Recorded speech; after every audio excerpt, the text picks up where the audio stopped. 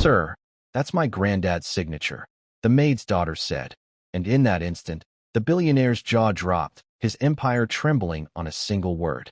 The truth doesn't always whisper. It crashes into your life when you least expect it. For Chloe Miller, it came in the form of a blueprint, rolled across a billionaire's table like just another trophy. She was only 10, but her eyes didn't lie. The lines, the strokes, the signature, it was her granddad's. The same man the world said had vanished.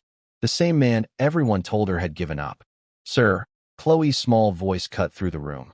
"That's my granddad's signature." For a moment, Preston Hayes, the man the world called a titan, froze. His jaw slackened. His eyes darted to the blueprint in his hand. The same signature a little girl had traced in her grandfather's notebooks 1,000 times. He said it was his design. She said it was a lie. And what started as a child's quiet observation ended as the unraveling of an empire. This is the story of how a missing man's legacy, a little girl's courage, and a mother's strength collided to expose the truth. Just before we dive in, let us know in the comments where you're watching from today. We love seeing how far these stories reach. And make sure you're subscribed so you don't miss tomorrow's special video. Now let's jump back in. Enjoy the story. A promise whispered in a dusty attic would bring a titan to his knees. 10-year-old Chloe Miller believed her granddad was a hero who had simply lost his way. She was about to find out he had been stolen from the world, and she was the only one who held the key. The Hayes estate was a world of polished silence.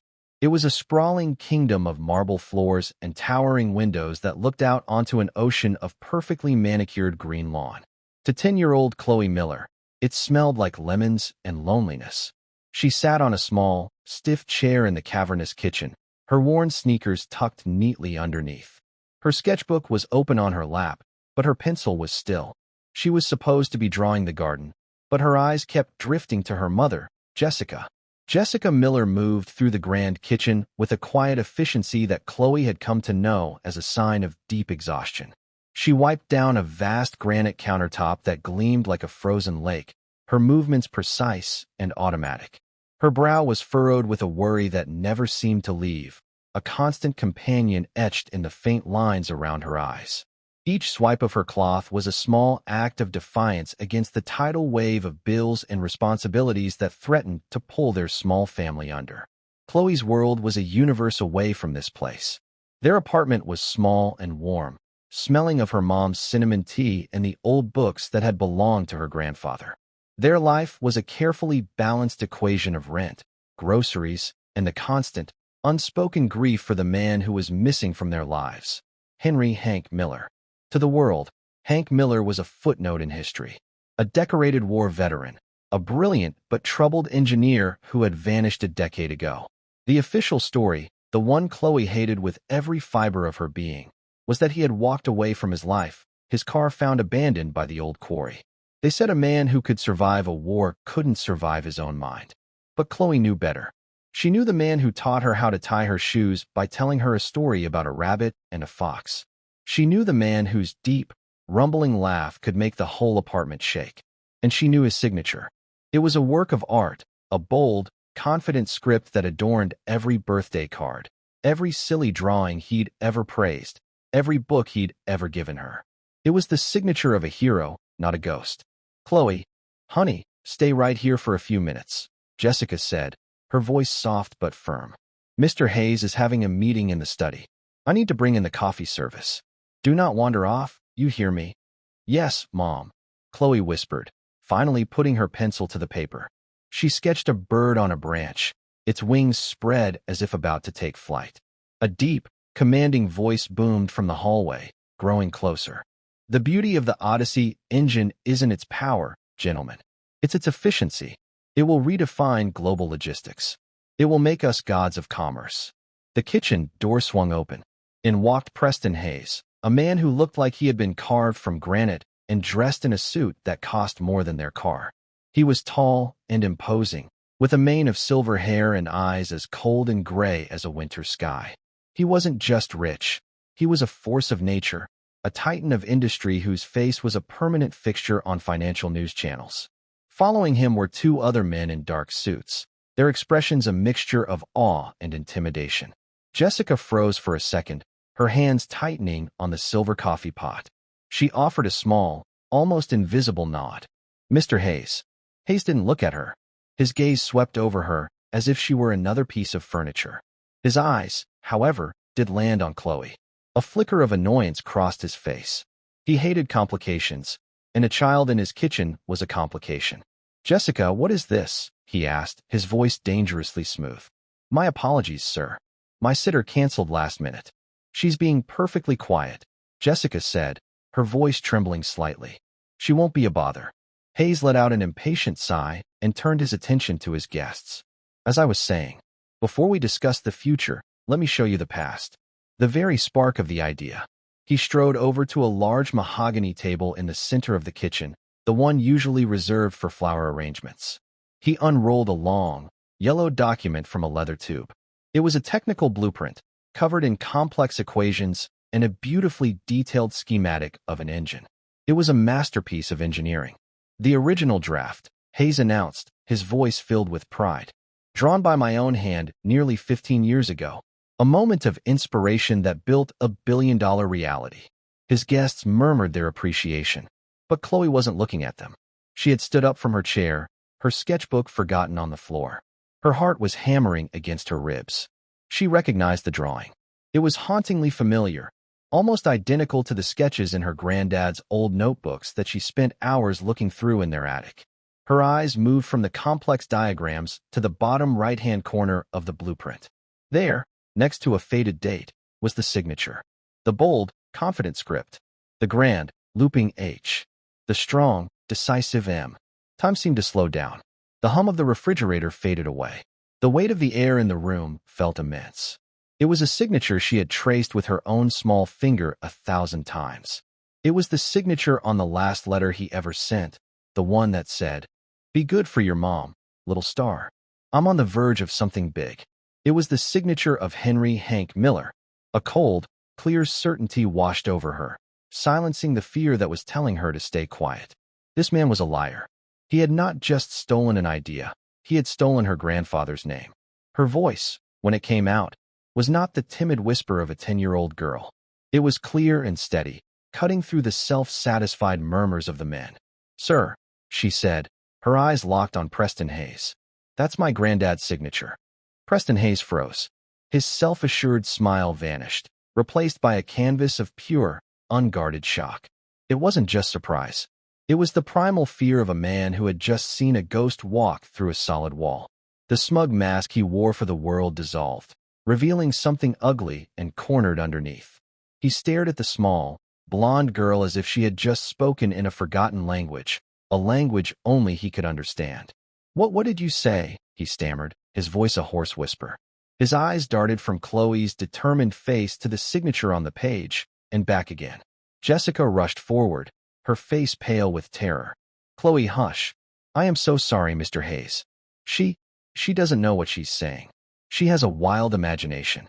She put a trembling hand on Chloe's shoulder, trying to pull her back.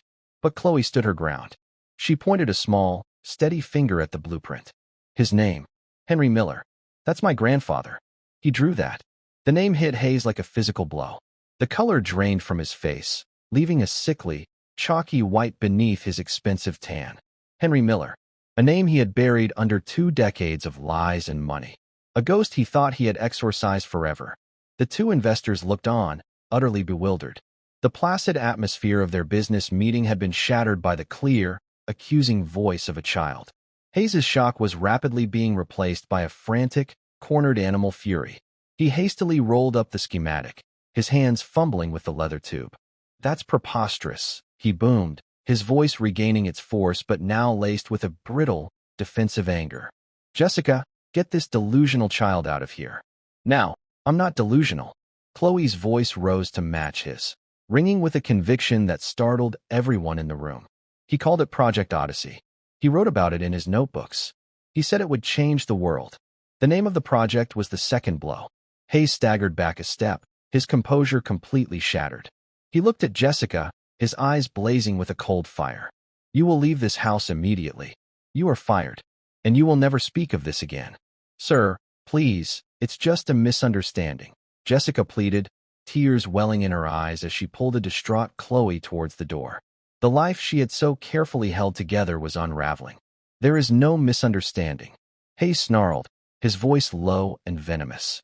He took a step towards them, towering over Jessica and Chloe, his presence filling the room with menace. "Security will see you out. If you ever set foot on this property again, I will have you arrested. If you breathe a word of this fantasy to anyone, I will personally see to it that you have nothing. Do you understand me?" The promise was not just a threat, it was a curse.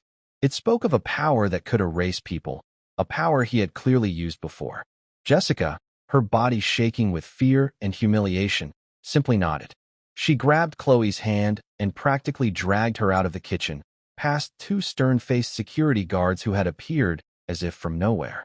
Chloe looked back one last time. The fear on Preston Hayes' face was gone, replaced by a cold, reptilian mask of controlled fury. His eyes met hers, and in them, she saw a silent, brutal promise. "I will destroy you for this." The heavy oak door of the service entrance clicked shut behind them, cutting them off from the world of lemon-scented polish and cruel lies. They stood in the driveway under the afternoon sun, the gravel crunching under their feet. Jessica finally let the tears fall, deep, racking sobs of a mother who had just lost everything. Her job, their stability, their fragile peace, all gone. Chloe stood beside her, silent. The shame of seeing her mother cry was a heavy weight in her chest. But beneath the shame, a new feeling was taking root. It wasn't fear. It was a cold, hard resolve. Preston Hayes wasn't just a liar and a thief. His reaction had been one of pure, animal guilt. He was hiding something much, much darker than a stolen invention. He hadn't just stolen her grandfather's work. He knew what happened to him. The bus ride home was a blur of passing streets and her mother's silent tears. The weight of what had happened pressed down on Chloe, a physical ache in her small body. No job, a powerful enemy, a terrifying secret. It felt impossible. When they finally crept into their small, familiar apartment, the silence was deafening. Jessica sank onto the worn sofa, her head in her hands. "What have you done, Chloe? What were you thinking?" she whispered, her voice thick with despair. "We have nothing now." Chloe walked over and stood in front of her mother. She waited until Jessica looked up, her eyes red and swollen. "He's lying, Mom," Chloe said, her own voice trembling but clear. "And he's scared. We saw it. You saw it, right?" Jessica looked at her daughter's face, at the fierce determination in her blue eyes, and saw the echo of a man she hadn't seen in 10 years. She saw her father's unwavering spirit. The despair began to recede, replaced by a flicker of the fight she thought she had lost long ago. "Yes," Jessica whispered, a new strength in her voice. "I saw it. Granddad's things are in the attic," Chloe said, her mind already racing. "All his notebooks. Maybe there's proof." Fueled by a surge of adrenaline that pushed back their exhaustion and fear, they went to the hall closet. Jessica pulled the string for the attic stairs, the rickety wooden steps groaning in protest as they ascended into the cold, dusty space. The attic was a museum of their former life, filled with boxes of things Jessica couldn't bear to part with after her father disappeared. It smelled of old paper, cedar, and forgotten memories. Under a single bare light bulb, they began their search. They sifted through boxes of old photographs, holiday decorations, and Chloe's childhood drawings. And then they found it. A heavy-duty footlocker, the kind soldiers use, with H. Miller stenciled in white on the side. Jessica's breath hitched. With trembling hands, she lifted the heavy lid. Inside was his life's work. Dozens of spiral-bound notebooks filled with his dense, intricate handwriting. Page after page of equations, theories, and diagrams. They spent hours on the dusty floor, a mother and daughter unearthing a lost legacy. They found early drafts of the Odyssey engine, with notes scribbled in the margins. One read, "PH thinks the fuel consumption is a dead end. He has no vision. I know this will work. PH Preston Hayes." Deeper in the trunk, tucked inside a worn copy of Moby Dick, they found a manila folder. It contained not schematics, but photographs and a single, folded legal document. The first photo made Jessica gasp. There was her father, 20 years younger, his arms slung around a much younger, thinner Preston Hayes. They were standing outside a drab industrial building with a sign that read Miller Hayes Innovations. They looked like partners. Friends. This betrayal was deeper, more personal than they could have imagined. The last item was the document. It was a carbon copy of a legal agreement, a partnership dissolution. It was dated just 3 weeks before Hank Miller disappeared. According to the dense legal text, Henry Miller was relinquishing all claims to their shared intellectual property, specifically Project Odyssey, in exchange for a shockingly small sum. The document cited Mr. Miller's increasingly erratic behavior and mental instability as the reason for the dissolution. But the most chilling part was the signature at the bottom. It was her father's name, but the signature was a clumsy, pathetic forgery. The bold, looping H was cramped and hesitant. The strong M was shaky. It looked nothing like the confident signature on the blueprint Hayes had shown off, and nothing like the thousands of examples in the notebooks surrounding them. This was it. The smoking gun. He faked it, Jessica whispered, her voice filled with a horrifying clarity. He forged this document to steal everything. He painted your granddad as unstable to discredit him. A cold dread washed over them. The story of a hero's quiet suicide suddenly seemed far more sinister. A man about to be robbed of his legacy, his reputation destroyed by his partner. Would he simply walk away? Or would he fight back? And what would a ruthless man like Preston Hayes do to someone who stood in the way of a billion-dollar empire? The thought was so terrifying it made the dusty air in the attic feel thick and hard to breathe. He hadn't just erased her father's name from an invention. He had erased her father. Jessica carefully gathered the forged document, the photograph, and one of the notebooks containing the earliest Project Odyssey designs. The dust of the attic no longer felt like the dust of the dead. It felt like gunpowder. For 10 years, they had been victims, adrift in a sea of grief and unanswered questions. Now, they had evidence. They had a direction. And they had an enemy. As the first gray light of dawn broke through the small attic window, a profound shift had occurred. The fear was still there, a cold knot in their stomachs. But it was now overshadowed by a fierce, burning resolve. Jessica looked at Chloe, at her daughter who had, in one brave moment, reignited a decade-old fight. They were no longer just fighting for the memory of a great man. They were fighting for his life. They had to prove he didn't sign that paper, that he didn't just disappear. They had to find out what really happened 10 years ago, and they knew they couldn't do it alone. Jessica knew their next step couldn't be the police. It would be their word, the word of a fired maid and her 10-year-old daughter, against one of the most powerful and respected men in the country. They would be dismissed as disgruntled, their evidence brushed aside as a pathetic attempt at a shakedown. They needed an ally, someone who wasn't afraid of Preston Hayes, someone who already knew how to fight giants. She spent the next day at the public library, with Chloe sitting quietly beside her, drawing in her sketchbook. Using the library's computers, Jessica dug into Preston Hayes' past, searching for any hint of controversy, any crack in his perfect public facade. For a man of his stature, his record was suspiciously clean. It was as if any potential problem had been scrubbed from existence before it could ever take root. But Jessica was persistent. She dove deeper into archived news sites from 6 or 7 years ago, using search terms from her father's notebooks. That's when she found a name, David Chun. 6 years ago, David Chun had been an investigative journalist for a major national newspaper, a rising star known for his relentless pursuit of truth in the face of corporate power. And he had set his sights on Preston Hayes. He published a series of articles hinting at irregularities in the founding of Hayes Industries, questioning the official timeline of the Odyssey engine's development.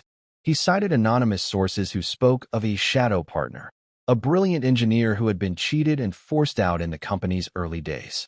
The blowback had been immediate and catastrophic. Hayes Industries launched a ruthless, multi-million-dollar lawsuit against both Chun and the newspaper, accusing them of defamation.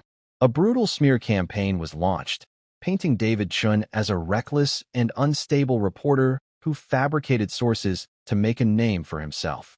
His anonymous sources, facing immense pressure and likely offered hefty payouts, recanted their stories one by one.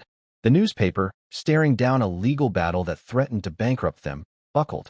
They settled out of court, fired David Chun, and issued a full, public retraction of his articles. In the space of a month, David Chun went from being a celebrated journalist to a professional pariah. He had touched the sun and been burned to ashes. Jessica found his current whereabouts through a small, independent news blog he now ran from his apartment. It was a shadow of his former work, a cynical and rambling platform where he mostly wrote about local politics. He was a wounded lion, still roaring, but from the confines of a cage he couldn't escape. He was perfect. His address was in a gritty, industrial part of the city. The apartment building was a walk-up with peeling paint and a lingering smell of damp concrete. Holding Chloe's hand tightly, Jessica knocked on the door of apartment 4B. The man who answered was not what she expected. He was younger than his old byline photo suggested, maybe in his late 30s, with tired eyes that still held a spark of weary intelligence. His hair was unkempt, he needed a shave, and his t-shirt was stained with coffee. "Yeah," he asked, his voice gravelly. "Are you David Chen?" Jessica asked, her heart pounding. He leaned against the doorframe, his expression a mixture of suspicion and profound boredom. "Depends. If you're selling something, I'm not buying. If you're serving papers, just leave them on the mat." "My name is Jessica Miller," she said, her voice steady. "This is my daughter, Chloe. I read your articles about Preston Hayes, the ones from 6 years ago." His eyes narrowed. The boredom vanished, replaced by a flash of something sharp and painful, like a half-healed wound being poked. "Ancient history, lady. I was wrong. The paper said so. The whole world said so. Now, if you'll excuse me." He started to close the door. "Wait," Chloe's small voice piped up. She stepped forward from behind her mother. "You weren't wrong. You were right. You just didn't have the proof." David Chen paused, the door halfway closed. He looked down at the serious little girl, then back at her mother. He saw not a fanatic or a crank, but a woman and a child with a desperate, burning earnestness in their eyes. He let out a long sigh, a sound of profound weariness that seemed to come from the very bottom of his soul. He opened the door wider. "You've got 5 minutes," he said, gesturing them inside. "Then I'm kicking you out." His apartment was a chaotic mess. Books and old newspapers were stacked in precarious towers on every available surface. A massive whiteboard covered in diagrams, newspaper clippings, and scribbled notes dominated one wall, all connected by a tangled web of red string. It was the lair of a man obsessed. And in the very center of it all, like a malevolent spider, was a photograph of Preston Hayes. "You're still investigating him?" Jessica asked, a statement, not a question. "Let's call it a hobby," David muttered, clearing a pile of magazines off a rickety chair so Jessica could sit. "Like building ships in a bottle. Pointless, but it passes the time. So what's your story? Did Hayes's new factory pollute your drinking water? Did one of his automated trucks run over your cat?" Jessica ignored his cynicism. She walked straight to his Hayes-centric whiteboard. From her tote bag, she pulled out the items they had found in the attic. First, she pinned up the photograph of her young father standing beside a young Preston Hayes. David's eyes widened slightly. "Who's the other guy?" "My father," Jessica said. "Henry Miller." Next, she pinned the forged partnership dissolution agreement next to the photo. "And this is the document Hayes used to steal my father's life's work. He disappeared 10 years ago. 3 weeks after this was supposedly signed." Finally, she looked at David, her eyes pleading. "2 days ago, my daughter and I were in his house. He was showing off the original blueprint for the Odyssey engine. It had my father's real signature on it. My daughter, she called him out on it. He fired me on the spot." David was silent for a long moment. He walked over to the board, his journalistic instincts kicking in despite himself. He picked up the photograph, studying the faces of the 2 young men, so full of hope and ambition.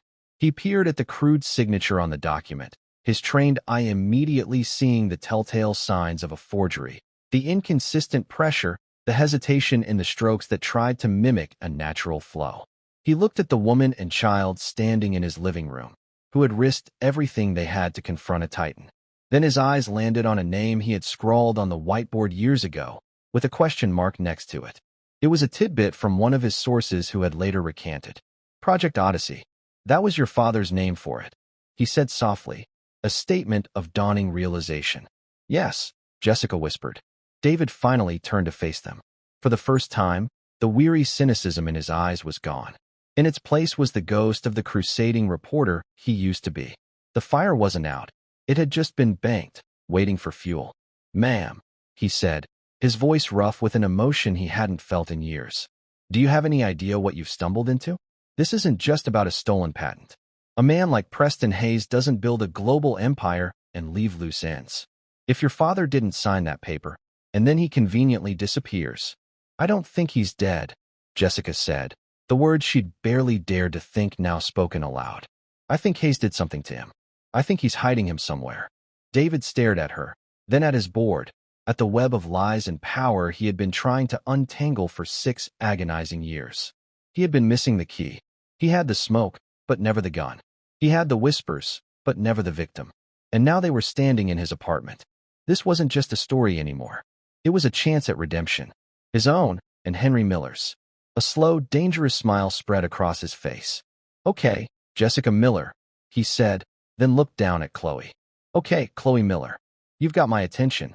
He ripped a half-dozen old articles off the whiteboard, clearing a space in the center. Let's go hunting. David Chin's apartment, once a tomb of forgotten ambition, became a bustling war room.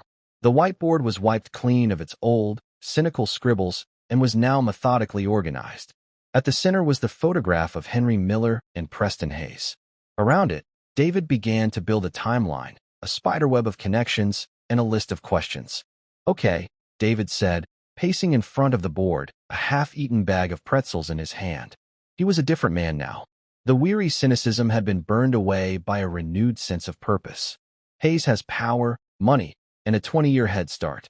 We have this. He gestured to the small pile of evidence on his coffee table. A forged document, a picture, and a set of notebooks. It's not enough to go to the authorities, but it's enough to start pulling on a thread. For the next week, they worked relentlessly. During the day, Jessica searched for a new job, facing a string of rejections that all felt suspiciously similar. It seemed Preston Hayes' threat was not an empty one. His influence reached further than she could have imagined. In the evenings, she would join David, poring over her father's notebooks. Chloe was always there, a quiet, observant presence. She would sit at the kitchen table, supposedly doing her homework, but her eyes were always on the whiteboard, her ears tuned to every word. The notebooks were a goldmine, but not in the way they expected. They were filled with complex physics and engineering, most of which was indecipherable to Jessica and David. But scattered among the equations were personal notes, fragments of a brilliant mind at work. Listen to this, Jessica said one evening, her finger tracing a line of neat script. October 12th. Preston wants to bring in military investors. I told him no. Odyssey is for the people. It's about clean energy, not smarter bombs. He looked at me like I was a fool. David scribbled furiously on the whiteboard. Motive, he muttered. It wasn't just about the money. It was about the application. Hayes wanted to sell it to the highest bidder, no matter their intentions. Your father was the moral obstacle. Chloe, who had been quietly sketching, piped up. Granddad used to say that every invention has a soul. You have to make sure it's a good one. David and Jessica looked at her. Her simple, profound statement hung in the air. She wasn't just a child caught in the middle of this. She was the keeper of her grandfather's conscience. David decided their first move had to be to verify the forgery. He had a contact, a man named Arthur Kendrick, a forensic document examiner who owed him a favor from his old reporting days. Kendrick was a reclusive genius, a man who lived and breathed paper, ink, and the secrets they held. The meeting was arranged in a dusty, dimly lit office above a used bookstore. The place smelled of aging paper and chemical solvents. Arthur Kendrick was a small, bird-like man with thick glasses that magnified his intense, curious eyes. He looked at the partnership dissolution document under a microscope, his silence stretching for an uncomfortably long time. This is a very good fake, he finally said, his voice a dry rustle. The forger knew your father's handwriting. They practiced. See here. He pointed to a spot on the paper with a pair of tweezers. The hesitation in the upstroke of the M. And the ink, it's been artificially aged. But the chemical signature is wrong for a document from this period. It's clever, but it's a lie. He then took out one of Hank's notebooks and compared the signatures. There's no question. The one on this legal form is a forgery. He handed them a signed, notarized affidavit of his findings. It was their first concrete piece of ammunition. Meanwhile, Preston Hayes was not idle. The confrontation in his kitchen had rattled him to his core. For 20 years, the ghost of Henry Miller had been silent. Now, it was speaking through the mouth of a 10-year-old girl.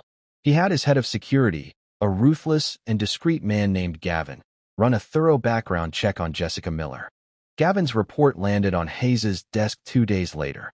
It detailed Jessica's life, her financial struggles, and her father's disappearance. But the last page was the one that made Hayes's blood run cold. It was a grainy surveillance photo of Jessica and Chloe entering a rundown apartment building, the same building where David Chun lived. Chun, Hayes spat the name like a curse. The reporter he had crushed 6 years ago was back. This wasn't a coincidence. The maid's daughter hadn't just had a random memory. This was an attack. They were digging. Hayes's paranoia, the very trait that had helped him build his empire, kicked into high gear. He saw conspiracies in every shadow. He ordered Gavin to put a tail on Jessica and David. Every phone call was to be monitored, every meeting recorded. He needed to know what they knew and what they were planning. The pressure began to mount. One evening, as David was walking back to his apartment, a large, dark sedan swerved to the curb, and 2 imposing men in suits got out. They didn't threaten him physically. Their attack was more insidious. "Mr. Chun," the first man said, his voice a polite monotone. "Mr. Hayes is aware of your renewed interest in his business. He considers it a form of harassment. He also knows about your association with the Miller family. He wants to offer you a warning, as a courtesy." "I'm not interested in warnings," David said, his heart pounding but his voice steady. "You should be," the second man said. "A man in your position, a journalist with a history of discredited stories. It would be a shame if certain personal details about your past were to find their way into the public eye. The debts, the gambling problem you worked so hard to overcome. People might think you're a man who could be paid to create a story." They got back in their car and drove off, leaving David standing on the sidewalk, a cold sweat on his brow. The message was clear: we can destroy you again, and this time, it will be permanent. That night, for the first time, doubt crept into David's mind. He had been ruined once. Did he have the strength to go through it again? He looked at his whiteboard, at the hopeful face of Henry Miller in the photograph. He thought of Chloe's unwavering belief in her grandfather. He couldn't back down. This was bigger than his own reputation. The trio realized they needed to find people who had known both Hayes and Miller back when they were partners. Most of the early employees of Miller Hayes Innovations had signed ironclad non-disclosure agreements. Their silence bought and paid for long ago. But there had to be someone. Chloe, once again, provided the key. She was looking through a box of her grandfather's old things and found a small, worn address book. And it was a name, Eleanor Vance. Next to the name was a note. "Ellie, the best damn machinist in the state. And the only one who can stand Preston's coffee." A quick search revealed that an Eleanor Vance owned a small, high-end metal fabrication shop on the industrial outskirts of town. When they arrived, they found a woman in her late 60s, her gray hair tied back in a practical ponytail, her hands stained with grease. She was tough, sharp, and had an air of no-nonsense authority. When Jessica mentioned Henry Miller, Eleanor's guarded expression softened. "Hank," she said, her voice filled with a warmth that spanned the decades. Now there was a man, a true genius, the kindest soul you'd ever meet. And that partner of his, Preston Hayes, a snake in a suit, if ever there was one. I always knew he was no good. They sat in her small, cluttered office, the air thick with the smell of machine oil. Jessica laid out the story, showing her the forged document and the photograph. Eleanor stared at the forgery, her lips tightening into a thin, angry line. "I'm not surprised," she said. Preston was always jealous of Hank. Hank had the brains, the vision. Preston just had the ambition. He was a shark who smelled blood in the water. Eleanor told them about the final weeks at Miller Hayes Innovations. She described how Preston began to isolate Hank, canceling his meetings, misrepresenting his data to potential investors, and spreading rumors about his mental state. He was gaslighting him, Eleanor said, her eyes flashing with anger. Telling people Hank was becoming unstable, paranoid. But Hank wasn't paranoid. He was just starting to see the snake for what it was. The last time I saw him, he told me he was going to confront Preston. He said he had proof that Preston was trying to steal the company. He looked scared, but determined. He never came back to the shop after that. Then, Eleanor gave them their next lead. The most critical one yet. Hank was a brilliant engineer, but he was also meticulous. He was worried about Preston. He started making backups of all his research, storing them off-site. He was always talking about a place, the safe place where he could work without anyone looking over his shoulder. He called it his sanctuary. He had a cabin somewhere, up by Black Creek Lake. Black Creek Lake, a remote, sparsely populated area 2 hours north of the city. A place where a man could easily disappear, or be made to disappear. As Jessica, Chloe, and David drove away from the machine shop, a black sedan that had been parked a block away pulled out and followed them at a discreet distance. Inside, Gavin, Hayes' head of security, spoke quietly into his phone. They met with Eleanor Vance, he reported to Preston Hayes. And I think I know where they're heading next. Black Creek Lake. On the other end of the line, there was a long, heavy silence. When Hayes finally spoke, his voice was as cold and empty as a winter tomb. Then you know what you have to do, he said. No more warnings. No more loose ends. End it. The drive up to Black Creek Lake was filled with a nervous energy. They were close to something. They could all feel it. The landscape changed from urban sprawl to winding country roads, flanked by dense forests. The air grew crisp and cool. Chloe sat in the back, unusually quiet, her sketchbook open but her hands still. She was tracing the outline of her grandfather's face from an old photo. David drove, his eyes constantly checking the rearview mirror. The threat from Hayes' men had been a wake-up call. They weren't just fighting a legal battle anymore. They were in a real, physical danger. Eleanor had given them a hand-drawn map. The cabin wasn't on any official road. It was accessible only by a narrow, overgrown dirt track. After a jarring, bumpy ride, they found it. Tucked away in a small clearing, surrounded by towering pine trees, was a small, rustic cabin. It was weathered and neglected, but still standing. The front door was locked. David, using a tire iron from the trunk, carefully pried it open. The air inside was stale and musty, thick with the dust of a decade. It was like stepping into a time capsule. The main room was a combination living area and workshop. A thick layer of dust covered a simple cot, a wooden table, and a cold, empty fireplace. But one wall was covered in corkboards, and on them was a breathtaking display. Schematics, equations, and notes, all in Henry Miller's familiar handwriting. It was a more advanced, more refined version of the Odyssey engine. He had continued his work here, but there was no sign of him, no sign of a struggle. It was as if he had simply vanished from the room. He was here, Jessica whispered, her voice choked with emotion. She ran a hand over a dusty table, leaving a clean streak.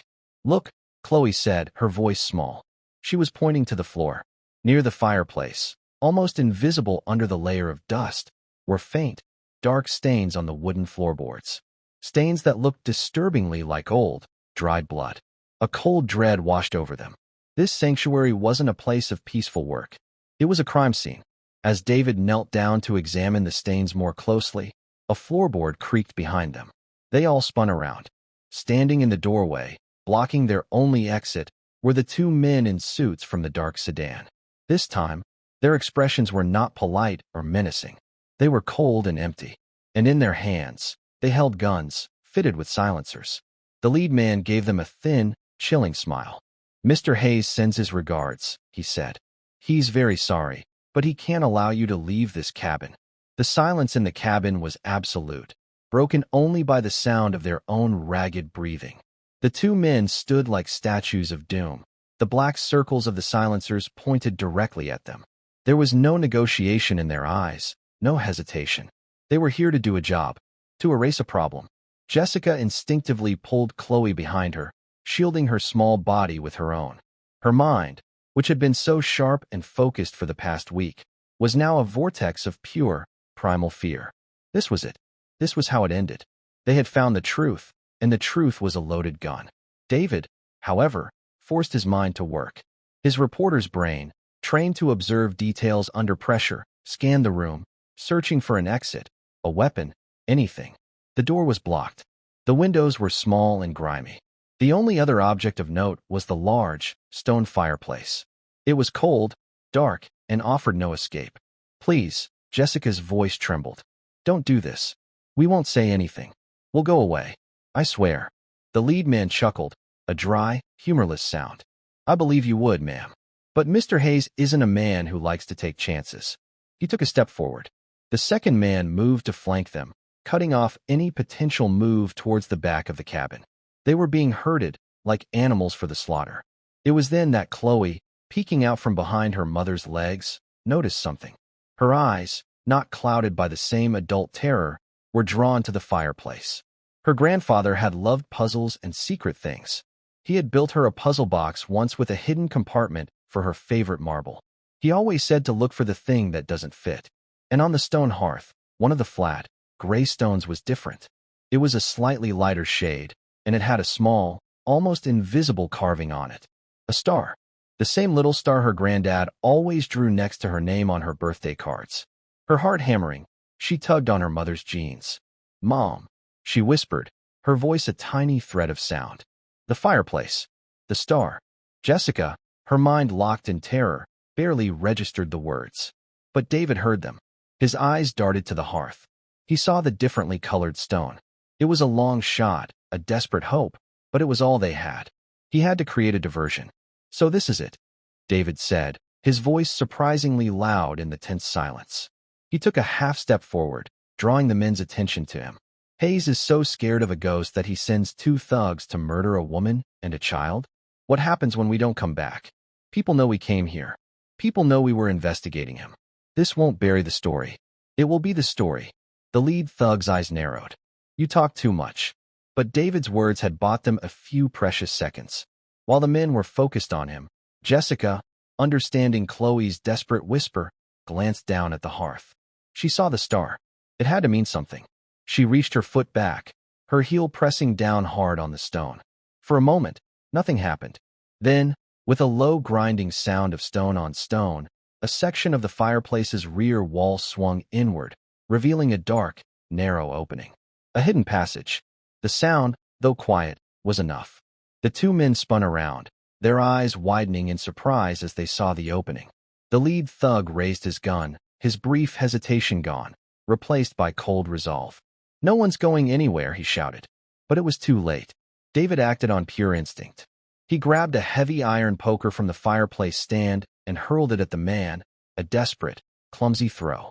It wasn't aimed to injure, but to distract. It clanged loudly against the stone wall, inches from the man's head.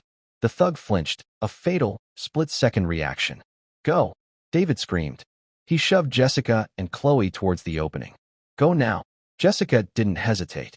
She pushed Chloe into the darkness and scrambled in after her. The passage was tight and smelled of damp earth and cold stone. It was pitch black. David lunged for the opening, but one of the men was on him. A powerful arm wrapped around his neck, pulling him back. The other man raised his gun, the silencer aimed squarely at David's chest. From inside the passage, Jessica watched in horror. They couldn't just leave him. But going back was a death sentence. Suddenly, from deep within the darkness of the passage, a voice echoed, a voice they had not heard in 10 years. It was weak, raspy, and frail, but it was unmistakable. "Get down." The command was so unexpected, so impossible, that for a second, everyone froze. Then, a section of the floorboards in the cabin gave way. With a loud crack of splintering wood, a heavy log, rigged as a deadfall trap, swung down from the ceiling. It struck the man aiming his gun at David, sending him crashing to the floor, his weapon skittering away into a corner. The second man, the one holding David, stared in disbelief. That moment of shock was all David needed. He stomped down hard on the man's instep and drove his elbow back into his gut. The man grunted, his grip loosening just enough for David to break free. David didn't wait. He dove headfirst into the hidden passage, scrambling into the darkness. Behind him, he heard a string of curses and the sound of the remaining man helping his partner to his feet. "Don't let them get away," one of them yelled. Jessica grabbed David's arm, pulling him deeper into the tunnel. "This way," she urged, following the faint sound of movement ahead of them. Chloe was already several feet ahead, moving towards a tiny pinprick of light. They stumbled out of the tunnel into a small, hidden cellar. It was damp and cold, lit by a single, bare bulb hanging from a wire. In the center of the room was a small cot, a table littered with empty cans of food, and a stack of books. And sitting on the edge of the cot, looking at them with eyes that were a mixture of shock, confusion, and overwhelming relief, was Henry Hank Miller. He was a ghost of the man from the photographs.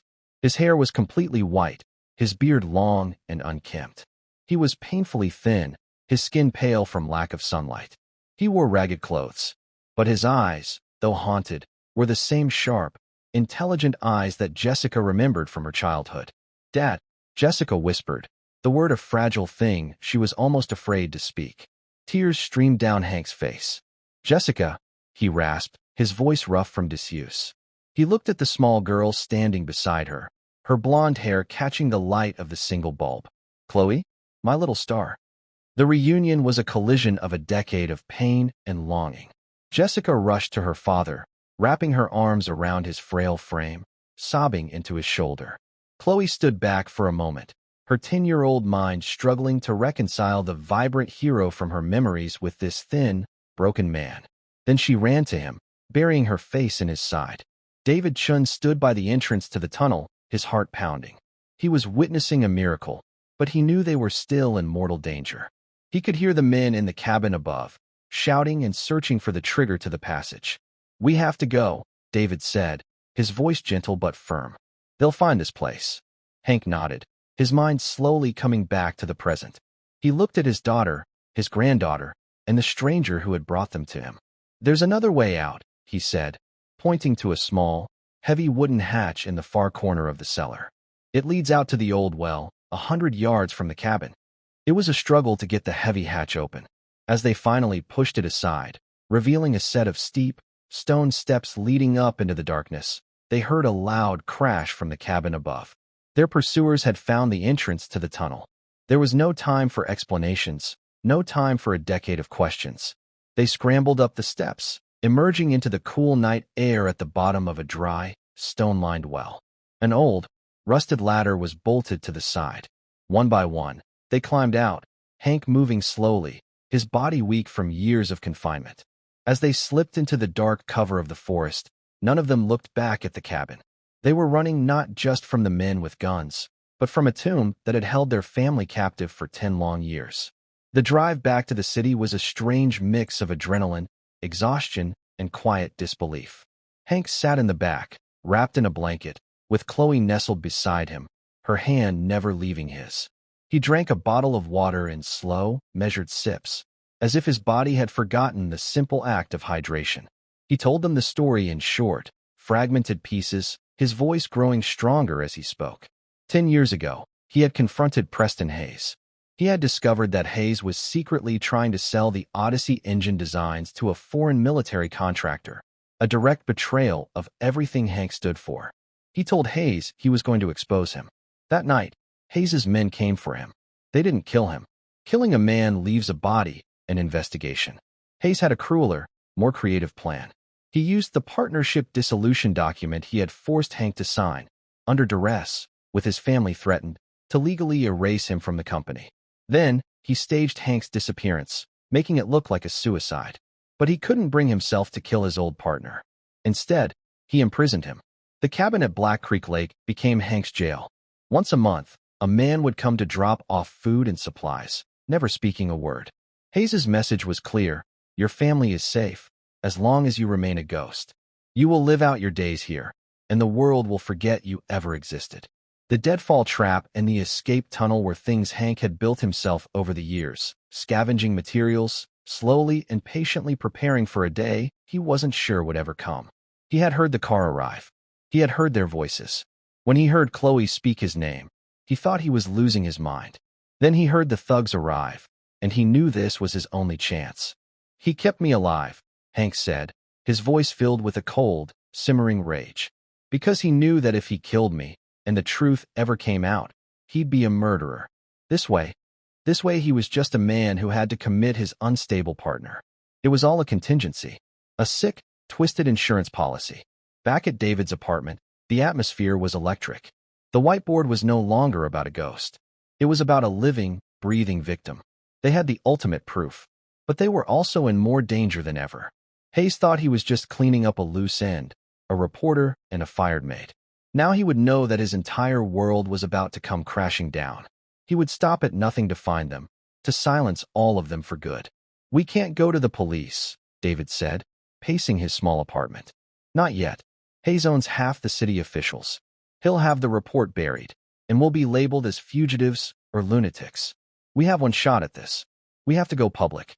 But we need to do it in a way he can't control. Hank, looking stronger and more lucid after a hot meal, looked at the board. There's a vulnerability, he said, his engineer's mind clicking back into gear. Preston's greatest strength is also his greatest weakness. His ego. His public image. He pointed to a date on the calendar that David had circled. In 3 days, Hayes Industries was holding its annual gala, a massive media event where Preston Hayes would unveil the company's new 5-year plan.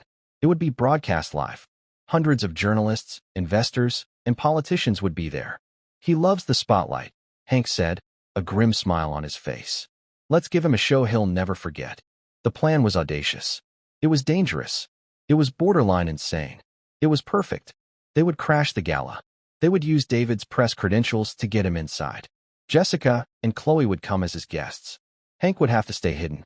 He was their ace in the hole. The next 2 days were a frantic blur of preparation. David called in every favor he was owed, securing a camera from a sympathetic freelance journalist and an interview slot on a small, independent online news stream that would be covering the event. It wasn't a major network, but it was a platform. Jessica, meanwhile, took Hank to a small, discreet clinic run by a doctor who had once been a source for David. The doctor confirmed that Hank was severely malnourished and suffering from muscle atrophy, but he was physically stable. He documented everything, another piece of evidence for their arsenal. As the night of the gala arrived, a tense silence fell over the small apartment. David was in a slightly too tight suit he hadn't worn in 6 years. Jessica wore a simple black dress, her face a mask of calm resolve. Chloe, in a dress her mother had bought from a thrift store, clutched a small, worn photograph of her grandfather in his army uniform. "Are you ready for this, little star?" Hank asked her, his voice now strong and clear. Chloe looked up at him, at the real, living grandfather who had been returned to her. She nodded, her blue eyes shining with a fierce light. "For you, Granddad," she said. "Always." The ballroom of the Hayes Plaza Hotel was a universe of crystal and champagne. David, Jessica, and Chloe slipped in through a side entrance, their press passes a flimsy key to the kingdom. They found a spot near the back, partially obscured by a large marble pillar, with a clear view of the stage. The tension was a living thing, a knot tightening in Jessica's stomach. "Remember the plan," David whispered. "When he starts talking about this spark of inspiration, that's my cue." Finally, the moment arrived. The lights dimmed, and a spotlight hit the stage. Preston Hayes walked out to thunderous applause, the king in his castle, untouchable and supreme. He began his speech, weaving a grand narrative of his own genius. "It all started," he said, his voice resonating with false humility, "with a single drawing. A moment of inspiration, a dream that I sketched out on paper, a dream that would become the Odyssey engine and change the world. This was the signal." David pushed his way forward. "Mr. Hayes," he called out. "David Chun, a question about your original partner, a man you erased from your history, Henry Miller." A murmur went through the crowd. Hayes's eyes found David, and his smile became a tight, dangerous line. "I'm not taking questions, Mr. Chun. But this question is about the dissolution agreement you forged." Jessica's voice, clear and strong, rang out from the back of the room.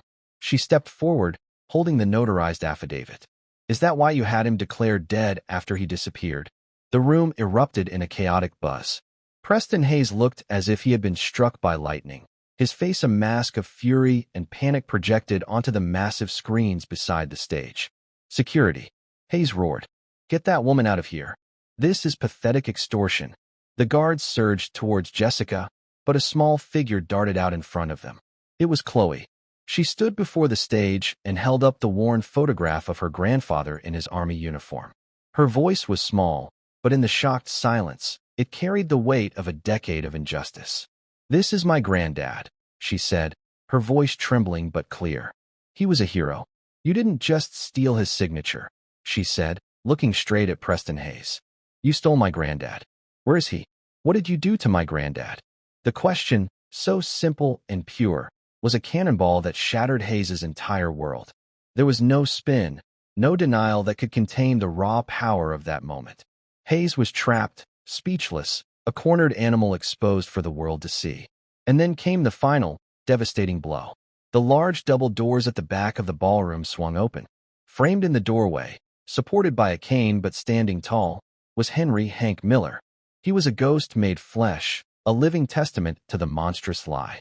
A collective gasp went through the audience as he began to walk slowly, deliberately, towards the stage. Every tap of his cane on the marble floor was a beat in a funeral dirge for Preston Hayes.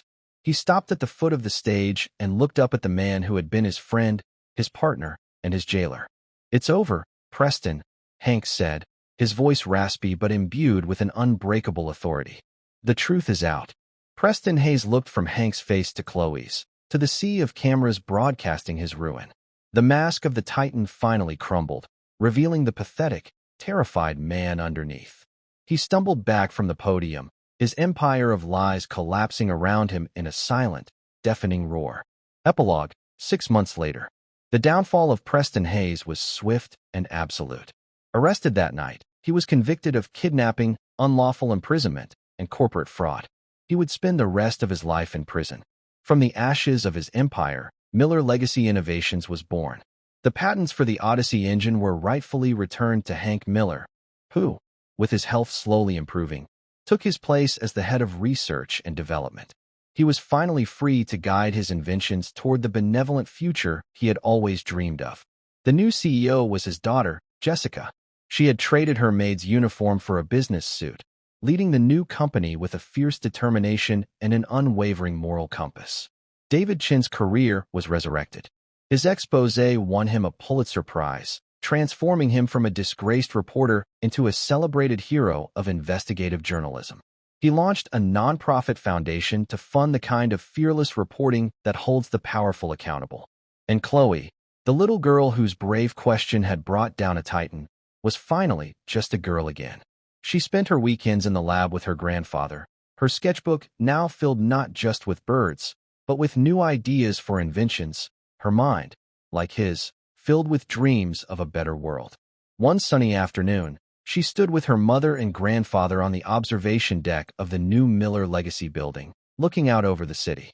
The future, once a terrifying unknown, now stretched out before them, bright and full of promise.